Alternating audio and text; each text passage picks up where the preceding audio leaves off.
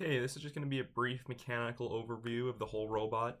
So this image is kind of up close here. So there's a wooden frame, and of course on the left side there's another kind of frame piece that just didn't get included in this particular image.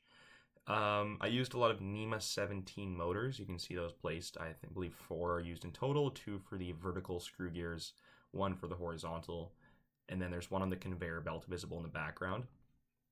The conveyor belt in this particular image doesn't have the actual belt installed, which I used high friction tape. So yeah,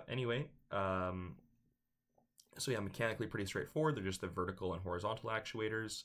The horizontal here was a little bit tricky because I needed to make this rail. This was a big upgrade from last year. Last year I made a very crude kind of rail, and it allowed for a lot of deflection, especially as the this main apparatus, the slider with ingredients especially, goes to the middle. There's a significant amount of deflection that can happen on this central beam, so it was critical for me to 3D print a relatively precise kind of rail guard.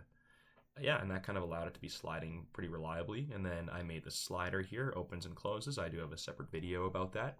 And then in the background, there's the conveyor belt. So the conveyor belt actually sits, it's kind of been pushed off to the side. It actually sits right on top of this bottom beam here, if you're following my mouse, and that allows ingredients to be fed to right underneath the slider here.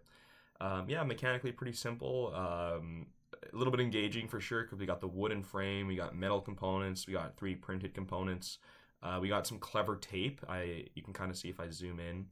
Along this rail here, there's low friction tape, Teflon tape, which kind of allowed things to slide quite well. And then high friction tape was used for the conveyor belt. So definitely using some interesting materials here. And yeah, everything kind of was working pretty well mechanically. So yeah, I'd say moderately successful for sure there.